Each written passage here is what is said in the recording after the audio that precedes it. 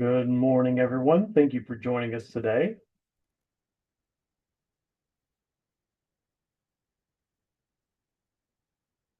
All right. If you are joining us for the first time, welcome. If not, welcome back. Would love for you to take a moment to introduce yourself in the chat. Uh, just let us know your name, what organization you're with, and if you have any exciting Christmas plans or holiday plans. Would love to hear about those. Spread a little holiday cheer. And we'll give all of our guests just a couple of moments to get logged in and settled. But as we go through today, I would also encourage you to use the reactions feature in Zoom to let your speakers know how you are feeling or thinking about what you hear today. So if you are using the desktop version of Zoom, there is a react button with a heart icon. And you can click that open to see a range of reaction options.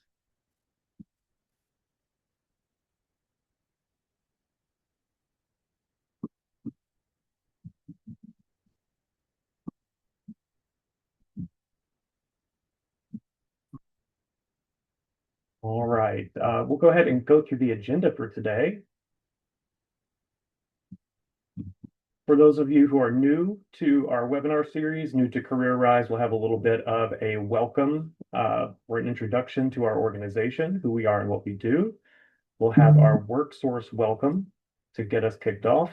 And then today we are doing a year in review. So I have the privilege of working with a really excellent team who you may not always get to see or hear in this webinar series, but they are going to be taking the front seats today, talking about the work that we've been doing over the last year.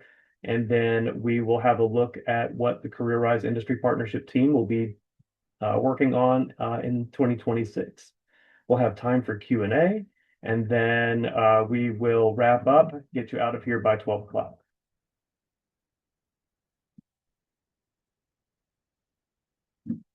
So as I'm seeing the chat, just wanted to say good morning to a few people that are introducing themselves. Tony Davis with KIPP Atlanta Schools, Trudy Smith with Georgia Department of Education, CTAE, Joshua McKee with St. Vincent de Paul. Thank you for joining us. Charlene Anderson, good to see you again. Jean Lear, thank you for joining us from Centra. Katie Moeller on the road lending. Thanks for being here this morning. Lots of familiar names and faces, and a few that I don't recognize from a lot of our webinars. But thank you all for joining us. We really appreciate you spending your day with us. So in case you are unfamiliar with CareerRise, who we are and what we do, our mission is to expand access to opportunities and resources that promote economic mobility, support skilled workers, champion good jobs, and strengthen communities. So we are really all about connecting all of the different players in the workforce development ecosystem to make sure that our community presents opportunities for people to advance economically, to develop skills, and that employers have what they need to create high quality jobs for job seekers in our area. And our vision is to be the nation's leading funders collaborative that convenes job seekers, employers, and community resources, fostering workforce opportunities that enable individuals to succeed, strengthening businesses, and driving economic mobility for resilient communities. So again, just really making our little slice of the country a really economically prosperous place for everyone who lives here. A little bit about the industry partnerships team. In a sentence, I like to say that we make workforce development easier for employers and those who support them. How we do that is we educate about the workforce development ecosystem and help employers navigate through it. So that can mean connecting to resources that are out in the community that you may not be aware of, or helping you find the right person, the right organization to accomplish whatever your workforce goal or tackle your challenge. We create alignment and drive toward common goals. So we bring employers together who maybe share a common frustration, a common challenge, and create opportunities to work together in cooperation, not as much competition, maybe cooperation sometimes, but driving towards some common goals, like expanding the number of people who are available and ready to work. And we also build capacity and provide support through low risk programming. So, what that means is that we leverage grant funding to offer programs and services to employers. And we try to do that so that employers pay very little or nothing to participate in these programs and services, making it easy for employers to jump in and take advantage of what we have to offer. This webinar series really speaks to that first bullet there about educating about and navigating through the workforce development ecosystem. This series is where we provide innovative and practical ideas, tools, and resources to empower employers and those who work with them. You also see our five sort of pillars, our five strategies, areas of workforce development where we focus our attention and effort. We'll talk more about those a little bit later today. That'll really center some of the conversation that we have.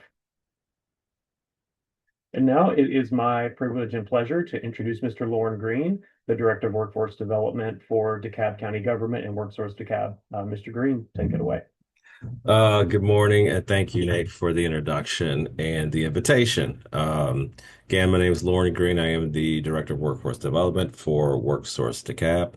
I'm actually new to this role. I've been in this role for about 6 months. And let me say that my colleagues across the region, across the state, have been very welcoming, as well as the team here at CareerRise. So, I appreciate this invitation to kind of close out the year and the welcoming series. And hopefully I'll be able to share a little bit about my thoughts and approach. What I will say at the end of the year, I'm probably not going to say anything that hasn't been said over the previous 12 months. Kind of understanding some of the topics that were and themes that were shared, I mean, are pretty much the principles and baselines of the work that is done in workforce development. However, I think I can probably take the opportunity to kind of echo some of those things, right? When we think about workforce development and industry partnerships, it's important and of course, to recognize that employer-led and industry-driven partnerships is key. Workforce systems increasingly rely on industry partners. I mean, we can't do this work.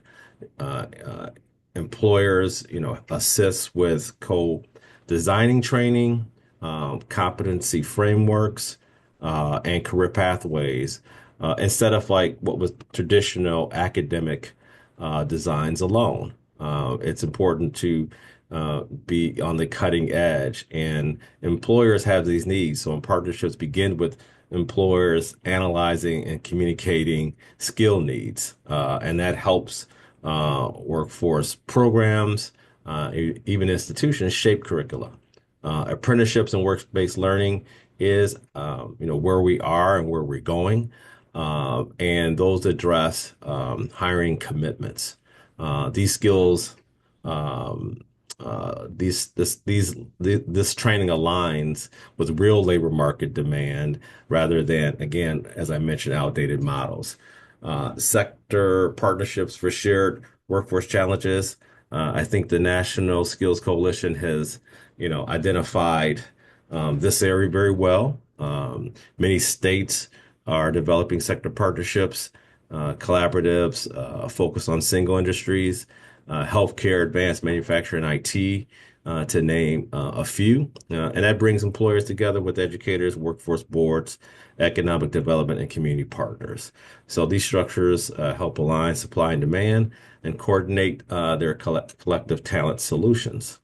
Additionally, I would add that integration of business and credentialing and skills definitions is crucial. Industry partners aren't just hiring from workforce programs. They're defining what credentials and skills matter, shaping stackable credentials with proven employer value. So I see a lot of healthcare partners really doing a lot of in-house upscaling of their current workforce. And so, I think that's, an example of this credentialing and skill definition. Work-based learning and apprenticeships, are key and embedded in partnerships.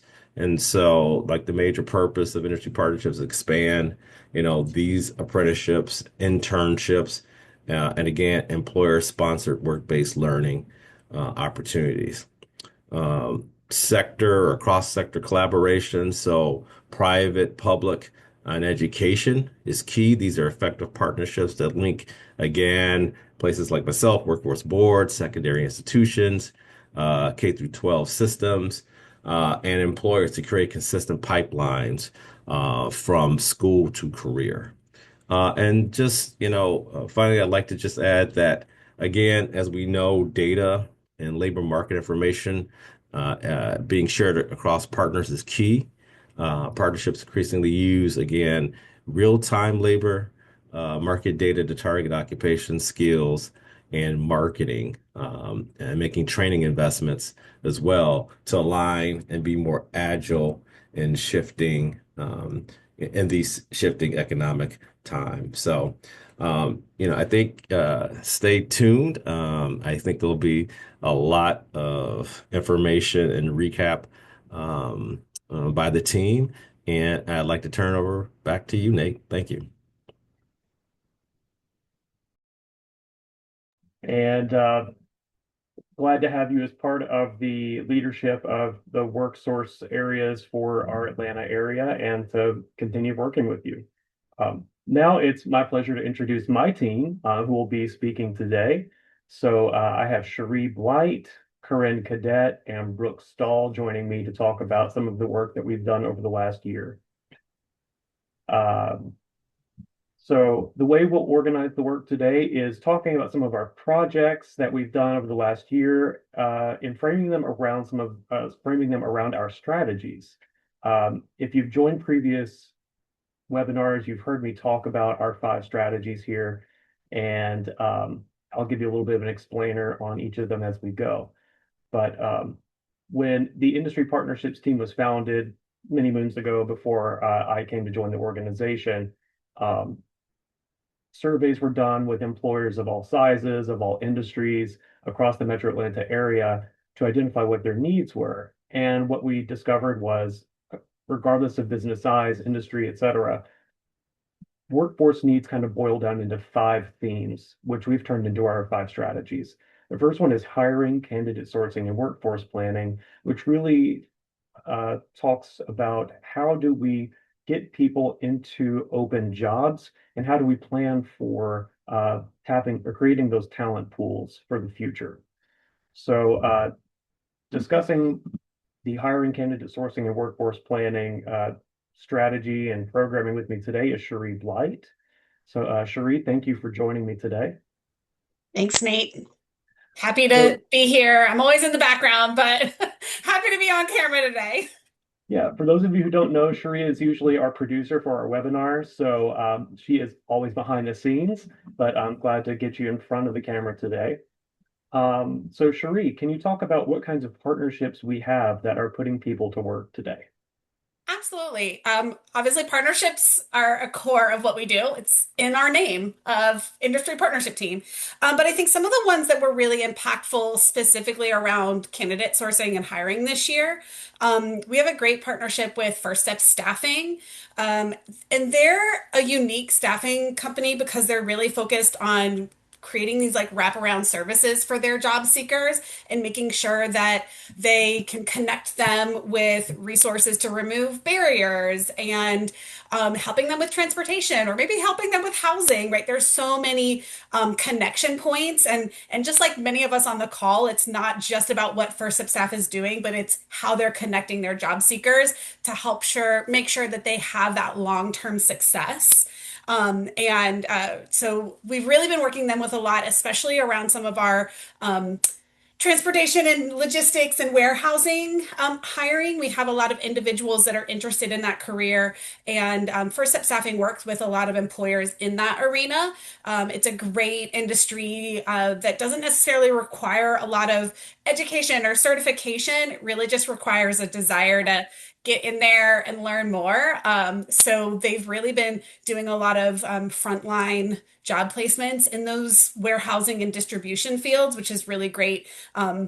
Especially since those opportunities can quite often lead to long-term careers, right? I know we heard in a webinar just last month, actually, they talked about first step staffing, and we heard from one of the job seekers that they, placed his first job with them, and how that led to a promotion, which led to another job, which led to like all these opportunities. And here he is, I think over a decade later, and still succeeding and still kind of providing for his family. So just love to hear those success stories that come out of a partner that's not just getting them a job, but helping them succeed long term.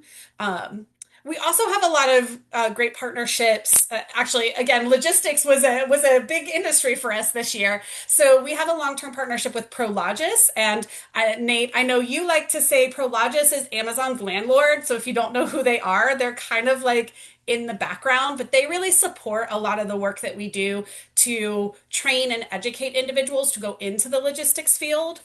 Um, and then we also partnered with Connect to Work Georgia, that is run by the Metro Atlanta Chamber. So again, partner, right? Multiple partners. And again, it's really, really focused on like, how can we take these individuals that are excited and interested and ready to enter that logistics industry and find them that job that's going to get them to the next step.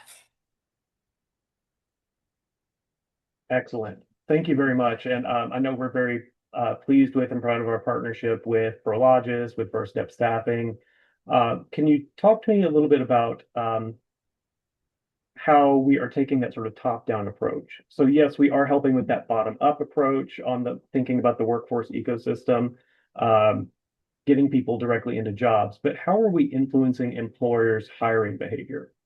Absolutely. I think one of the biggest wins that we had was a workshop that we hosted early on in 2025.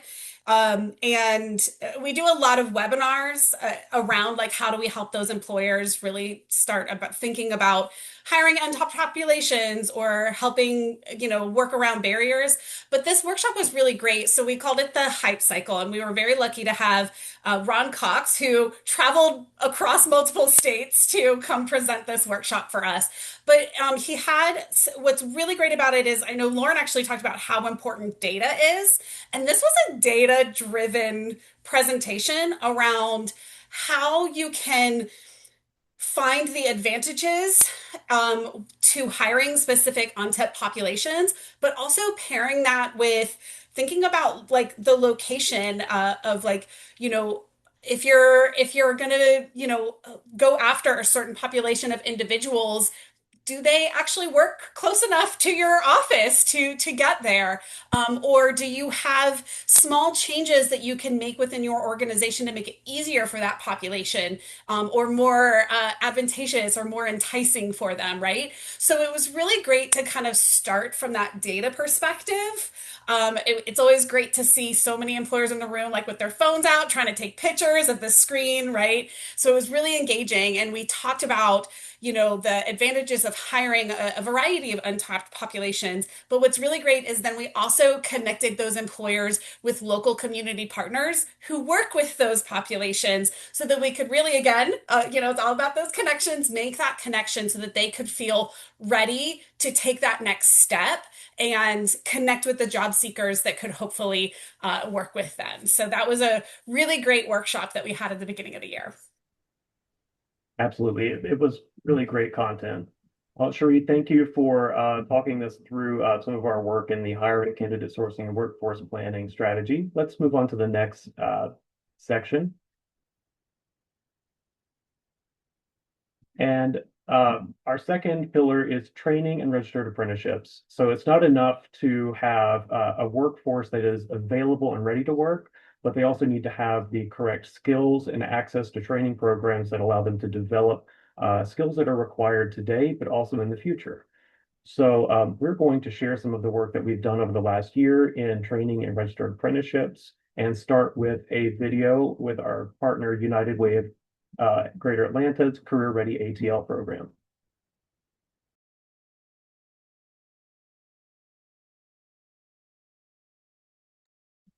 And Cherie, I don't think we're getting any sound, unfortunately.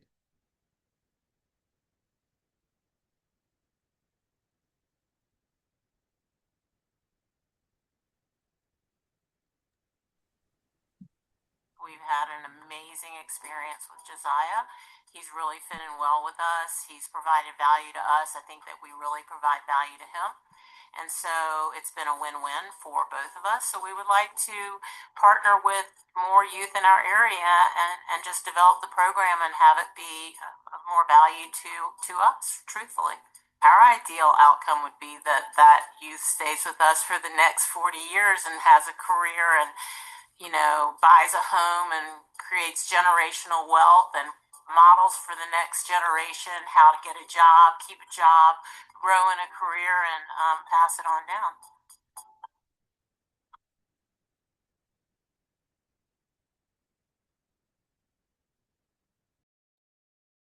All right. Thank you, Cherie. And joining me to talk about the training and registered apprenticeships work we've done this year is Corinne Cadet and Brooke Stahl. Briefly, I'll talk about the WANTO grant before I turn it over to these two ladies. WANTO stands for Women in Apprenticeships and Non-Traditional Occupations, and it is a federal grant that is administered through the U.S. Department of Labor's Women's Bureau. It is centered on creating opportunities in occupations that women are typically the minority. So think construction, skilled trades, manufacturing, some IT positions, some roles in logistics. So we'll be working over the next 2 years on creating opportunities for women to gain entry points into those industries using partnerships with employers and developing apprenticeships programs. So now I'll turn it over to Corinne and Brooke to talk about some of the work we've done over the last year. I'm going to start with Brooke. Brooke, one of the areas that we've worked on over the last year is creating youth apprenticeships. Can you tell me a little bit about the work we've done in youth apprenticeships and what kind of challenges did we face this year?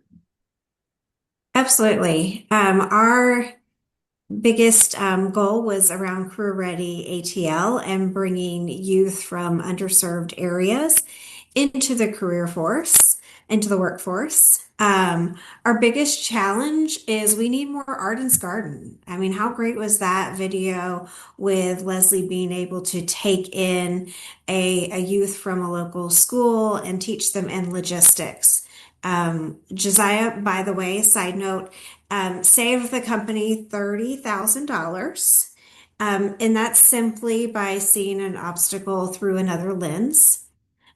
So please don't discredit the youth. But really, our biggest obstacle is employers not being able to take on youth under the age of 18. A lot of policies that are in place prohibit this. They can be changed, and we would be happy to assist you in doing that. Additionally, I think there's some false narratives around young adults being immature or lacking the strong work ethic. We know that all of the generations before us have called each generation after them on the lazy side. And that's not always the case. So let's not discredit these youth and these opportunities. The school is involved with these students, so they have that additional level of professionalism and responsibility. Students in the work-based learning, they have to be in good academic and attendance, standing within their school and have a defined career goal, and also have a teacher recommendation. So that's more backing and support than hiring someone off of an Indeed posting. So we'd love to have more employers brought to the table along this career awareness lines and have more opportunities for our youth. Thanks, Brooke. And yeah, I agree. We have some great high school students that have partnered with equally great employers over the last year. talking about career readiness and exposure, I'd be remiss if I didn't talk also about our Prologis Learning Academy program. That is a free online learning platform that is aligned with MSSC and teaches students everything about the transportation, distribution, and logistics industry, especially in the warehousing and distribution areas.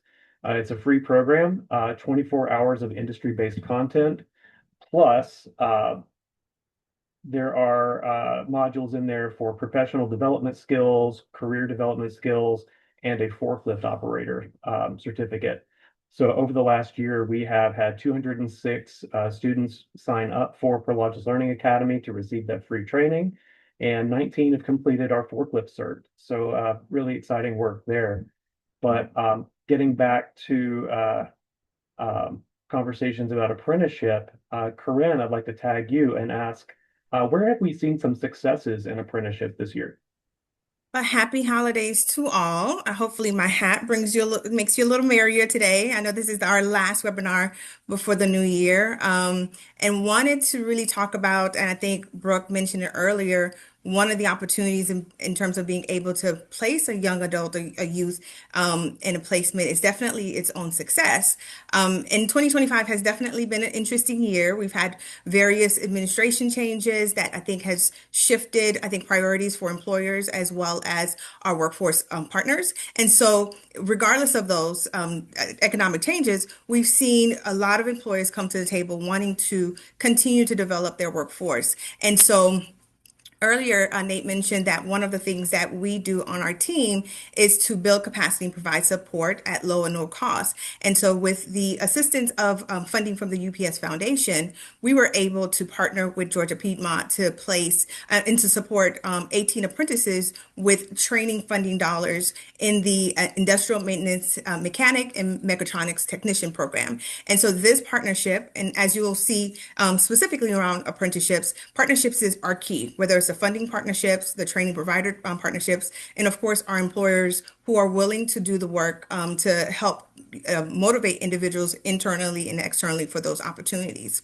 Additionally, during the summer, we were able to partner with Delta Community Credit Union as a if you're not familiar with Delta Community Credit Union, they have a non-registered teller apprenticeship program for in-school youth. And so we are now recognized as one of those partners that can help place students in our Metro Atlanta area for those opportunities. Also want to note that Delta Community Credit Union is also the 2025 Workforce Excellence Summit Award recipient for CareerRise, the Mike Koenig Award for Excellent and Quality Careers. And so we want to be able to have our employers do such great work in our communities in that same space.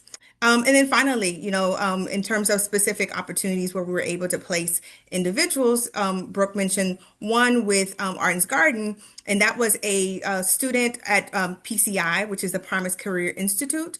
They are a supply chain intern, but we were also able to work with another employer called LDC Law, and they just onboarded a legal assistant apprentice from Westlake High School. Both of those opportunities started at about $15 an hour, and we're so proud of our employer partners who continue to, step out of their comfort zone and really engage youth in career opportunities that we may not consider as possible apprenticeship opportunities. Thank you, Corinne. And just to underline that right there, we are so proud of and thankful for the partnerships of employers that are willing to take a chance on a different approach to developing their talent pipeline. Without them meeting us at the table, all the work that we do is for naught. So definitely are appreciative of those employers that come to the table. We'll move on to the next slide, please. Let's talk about employment success support. So employment success support, as one of our strategies, recognizes that even if a person has the willingness and the knowledge and skills to be a great employee, they may not always have a clear path to employment because of some challenges they're experiencing in their life. Maybe it's transportation, housing, childcare, dependent care, all of these things that, if you think about it, life comes first. And we want to work with employers to help them expand their capacity and expand the capacity of workers to participate in the workforce by making some of those barriers less challenging or a little more surmountable. So I have Brooke here joining me to talk about some of the work that we have done in employment success support. To tee it up, some of the webinars we posted this year have talked about some of those barriers. For example, removing commute as a barrier for workers, talking about how financial capability of workers is important for business performance, and supporting caregivers at work. So making sure that those that are providing care to children or to adults have the capacity and ability to show up fully at their jobs. So I'm going to turn it over to Brooke to talk a little bit about one of those partnerships. Can you tell me how we're using partnerships to remove barriers to employment? Absolutely. So first and foremost, let me share a little bit about Georgia Commute Options, which is also affectionately called GCO. It is the region's commuter program. It serves those who work or live within a 20-county area of Atlanta. So all the way up to Cherokee, Bartow, Hall County, all the way south to Coweta and Spalding, to the west, Paulding and Carroll, and to the east, Barrow and Walton and Newton. So hopefully that gives you a picture if you're staring at a map, probably right now, which you're not. Um, but it covers a wide range. And so it serves individuals that live or work in that area. GCO is funded by the Georgia Department of Transportation. It's managed by the Atlanta Regional Commission. And it provides free services to employers, commuters, and schools that motivate people to choose clean driving alternatives. So the ultimate goal is to reduce the amount of traffic in Atlanta and single occupancy vehicles on the road. And also it offers cash incentives and rewards for those who choose clean commutes. And so as we dive in, we'll talk about our pilot program.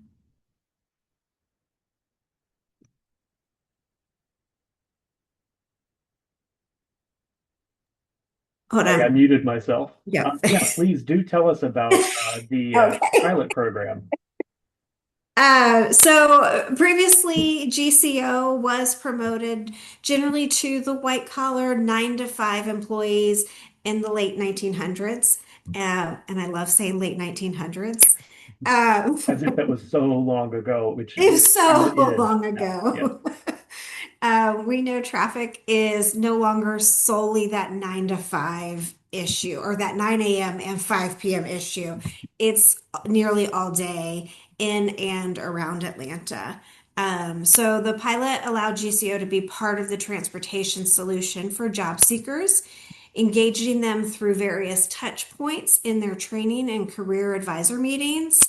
The pilot began with training career advisors and anyone who supports customers on their journey to employment.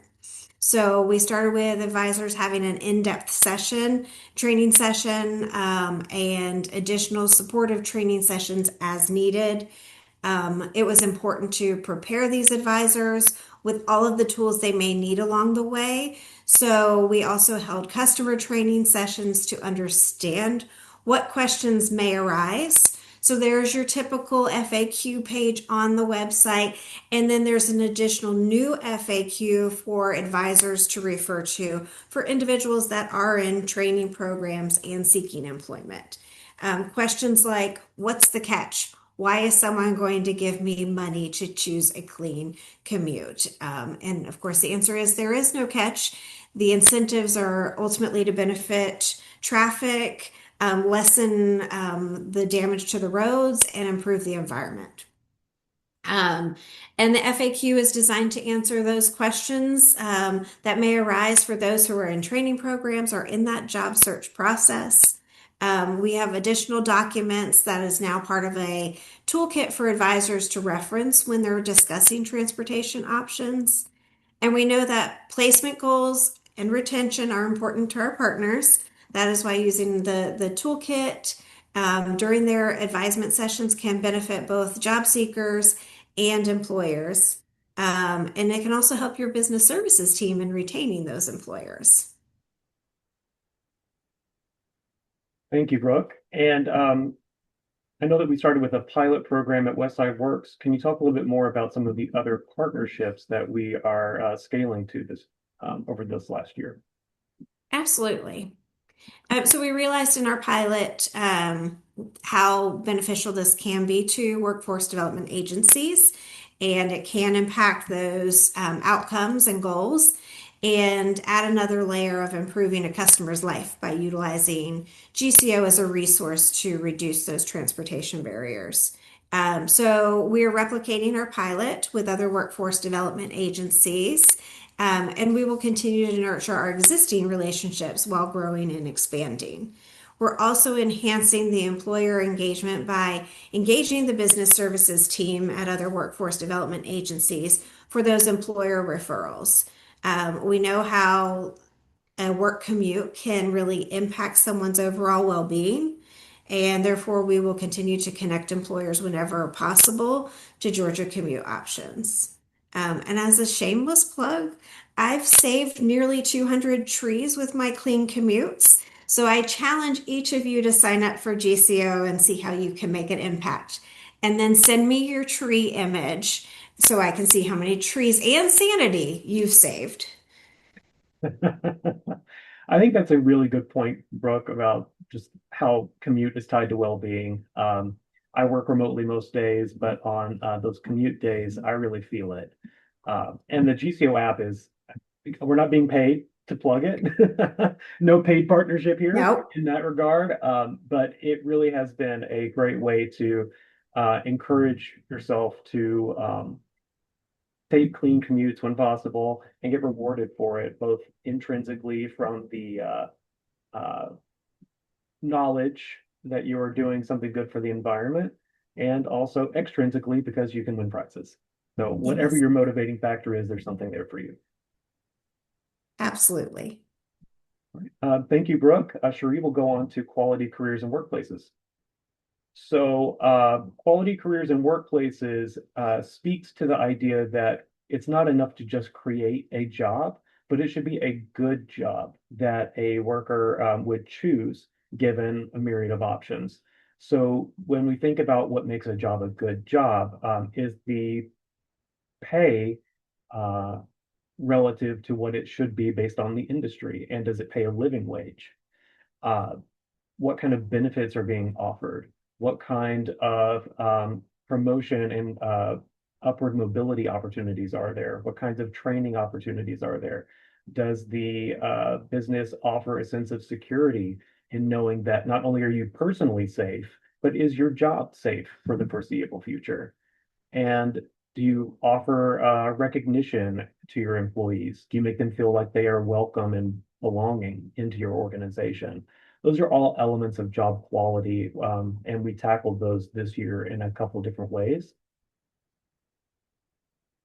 First, I will speak to one of our programs, which was run by Adina Chumley, who is a member of our team, and unfortunately has moved on to another role. But the National Fund for Workforce Solutions granted us a project called Improving Career Navigation in Healthcare, in which we partnered with an employer to identify a career navigation challenge in their organization and create a solution around it. So we have partnered with Emory Healthcare, really proud of that partnership. And in our consulting with them, they selected the surgical tech role as a focus.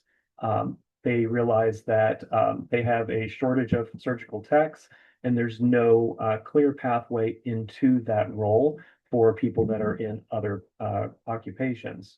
So we hosted a human-centered design session with 30 plus attendees from a myriad of positions, current surgical techs, past surgical techs, training providers, nurses, doctors.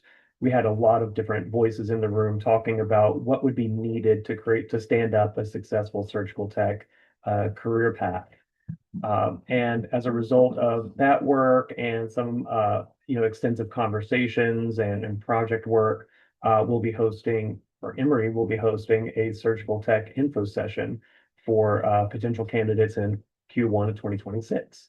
So really excited about that work, really speaking to creating opportunity for internal upward mobility. But now I'd like to turn it over to Cherie to talk about one of the ways that we have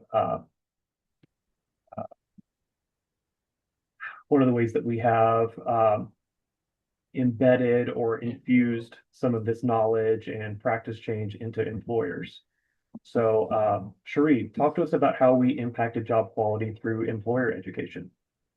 Absolutely. So I think one of the ways, obviously, as part of our webinar series, we try to hit all of our different strategic goals. So we did have a great webinar that was hosted by the Good Jobs Institute. And that webinar, as well as a workshop that we hosted called Building Better Workplaces, we were very lucky to have Melva Holt lead that workshop. And I think what's great about both of these is we really both of them focus on like, what are the small changes a company can make, right? Like a lot of times when we think about what makes a workplace better, you get the squeaky wheels. Everybody's so focused on pay, which is obviously important, but there's also smaller ways that maybe actually might lead to a more significant impact.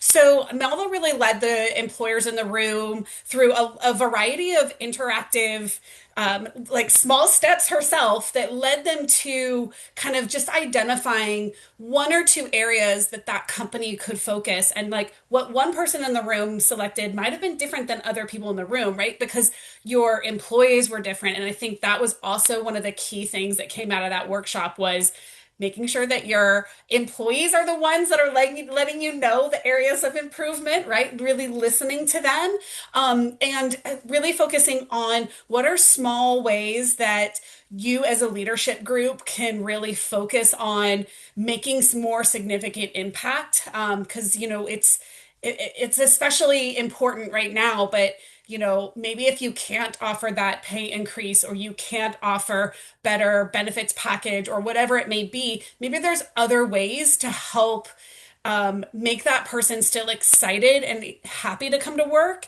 and maybe helping them with other areas can take the load off a little bit, right? So it was really great. It was interactive. And I think another thing that was real important as part of that workshop is the follow-up. So we had this great workshop, but that's a lot of work, right? You have to go back to your leaders. You have to talk through about like what changes are we going to make. So as part of this workshop, it was about a week or so later where Melva met with those attendees, those employers, to have that conversation of like, now that you've talked about this with your leadership, how can we take the next step, right? Like, what do you still need? Like, how can you keep going and keep that momentum going? And I think that's what's important for, anytime that we're helping support employers and kind of helping share that knowledge is not just how do we connect them to the knowledge, but how do we support them in continuing that momentum? Absolutely. Thank you, Cherie. Job quality is one of my favorite elements that we really talk about because we all work a job and we all want to work in a good job. You're going to spend maybe a quarter of your life working. So why not work in a place that takes care of you, makes you feel good, and pays you what your value and your worth is? So lastly, we will cover our strategy of career awareness and promotion. So we'll have all three of my team members speaking to pieces of this.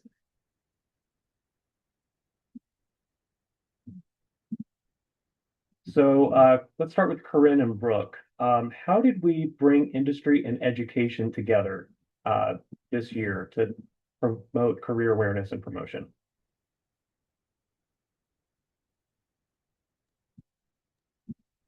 I'll go first. I'll jump in. So in May, we partnered with Accenture for a youth employment workshop. This workshop brought together 18 employers and partners. And we were able to utilize the youth employment playbook to help each participant design and implement youth employment programs that align with each industry and company's need. What was beautiful as well in the room is educators were able to share what works and what some of their needs are, while employers were able to hear that and listen to understand where those needs are that they can plug into. And then they were able to really make that plan and lay it out.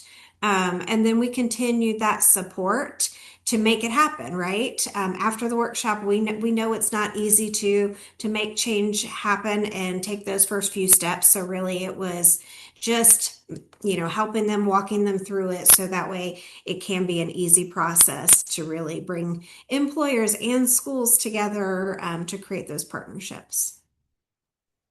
And so, as a continuation of that career awareness and promotion, I think, which is a great segue, CareerRise has been hosting and supporting, I think, the last 3, 4, 5 years, educators in the Metro Atlanta area through a teacher externship, where we provide a stipend to educators for them to go and learn on the job, right? They're actually at these companies learning about what the industry requires so that they can bring it back into the classroom for their students who are potentially going to go back into these workforce spaces. And so we had about 22 educators that were placed throughout our region with 16 different counties represented. And these educators, they stepped in beyond the classroom to explore the high demand industries. They connected with professionals of various grades. So whether it was the CEO of the company, from the VP, HR, they had a chance to really learn from the various aspects of that company to know if a student's in their classroom and may not necessarily get a technical degree or a skills trades degree, could they be the accountant? Could they do marketing? So this was very crucial for our school system, especially as we're thinking and talking about work-based learning placements and pre-apprenticeships and apprenticeships, for the educators to actually know what's needed. And so we thank our partners at Georgia Power, Southern Company. Lockheed Martin was another placement, in Accenture. We've already heard Accenture mentioned here, and they were the 3 companies that hosted our 22 educators. And this was from anywhere from advanced aerospace to clean energy and digital innovation, where educators were learning about these industries. And so we're so thankful for WorkSource Georgia for being able to help us fund these stipends that went to the educators. And we look forward to continue to do that work moving forward, because it's a crucial part of making sure that we're building up the workforce of the future. Thanks, Corinne. And naturally, I didn't follow directions in all the conversations we had about about this slide, and I skipped over Cobb Rising Professionals.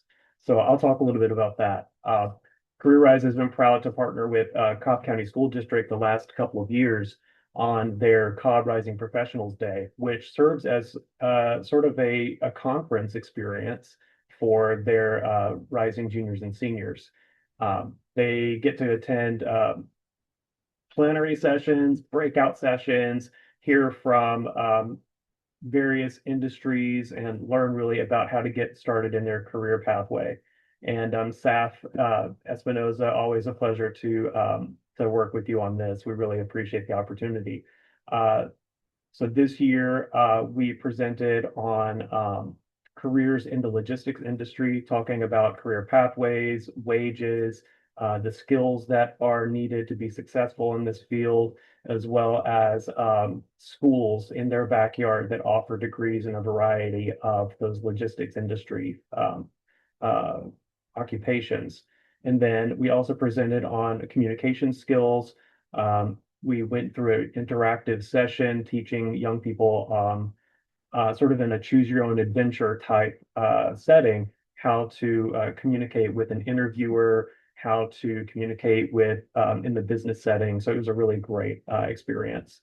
But now I'm going to turn it over to Cherie to talk about how we have innovated the delivery of some other career exposure and readiness content this year.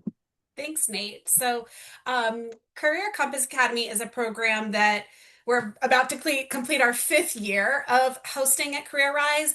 And in essence, it is a virtual experience for WIOA youth across the whole state, really focused on kind of 2 parts: work readiness skills that everyone needs, and career exploration. We really focus on Georgia's high demand industries.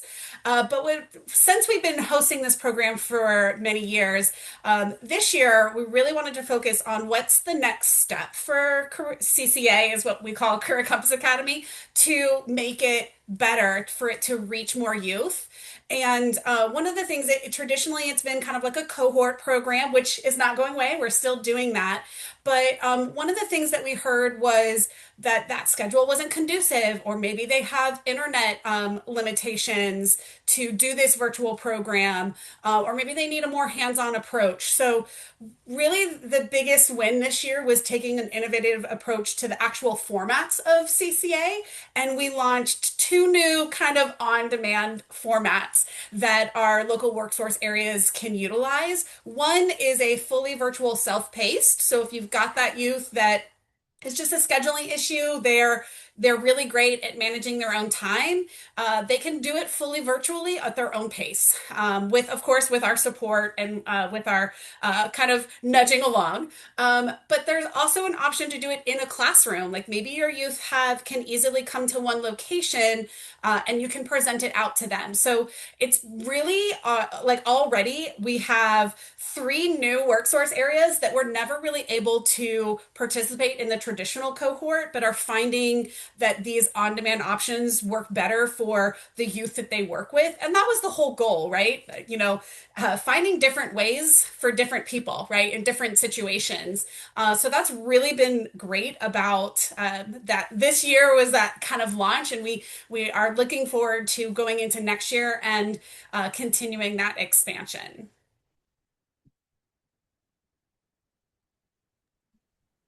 Thank you, Sheree. Really proud of the work that we've done in career awareness and promotion, and really all of the pillars. I'm taking a look at the time and realizing we are running short on time. So I will try to quickly move through these slides. And if you have any questions, please drop them in the chat and we will follow up with you. Want to make sure that we are able to address anything that comes up. But Sheree, if you don't mind, go ahead with our next slide here. So as I mentioned earlier, the Women in Apprenticeships and Non-Traditional Occupations grant, we were awarded this. Part of it will be a WANTO themed webinar series. So you'll hear about strategies for engaging and supporting women in the workplace. We will also be partnering with employers to create and expand apprenticeships and other work-based learning opportunities, and coaching them on developing new practices to engage and support women in the workplace. We'll have a focus on construction and skilled trades, manufacturing and logistics, as well as some technology roles, especially cybersecurity. Really excited about some of the employer partners that are already signed on. But if you are in any of those industries and are interested in developing apprenticeships for women at your company, you can contact me directly at Futrell@careerriseatlanta.org. As I mentioned, we will have the webinar series next year focused on women's issues in the workforce and how we can implement better practices to support them. So we invite you to join us. Of course, continuing our work, generally speaking, as an apprenticeship ambassador to expand apprenticeships throughout the region. So if you are interested in learning more about registered apprenticeship programs, contact Corinne Cadet on my team, and we'll drop our contact information in the chat as we go. So Career Compass Academy, really excited about its continued evolution. We'll continue to expand upon on-demand options with a year-round self-paced delivery and in-person classroom cohorts happening in 2 areas with more possible. We'll be adding some expanded on-demand content, including new recordings with high-demand jobs and broader industries, which will include hospitality, and just more representation of different professionals in different fields. We'll continue to expand to more local workforce areas across Georgia, enhance the learner and youth advisor experience, and we're exploring a potential expansion into what we're calling CCA 201 that will focus on the construction industry, specifically horizontal infrastructure.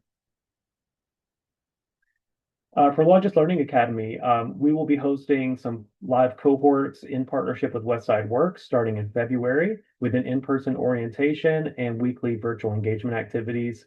There'll also be some weekly assignments, and we'll be providing some opportunities for employers to support with mock interviews, resume reviews, or panels to record day in the life or executive overview panels, and to connect with graduates at hiring events or for direct referrals.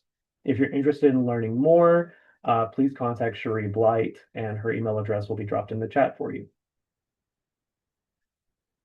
The first cohort will be in February to March. We'll have this information in our email digest, and you can always come back and review the recording if you wanted to scan this QR code. We'll continue our partnership with our local schools and industries to create youth career engagement opportunities and flexible entry points. So if your business is interested in developing partnership with your local school, getting involved in developing that future talent pipeline, these are some of the experiences that we would help you develop.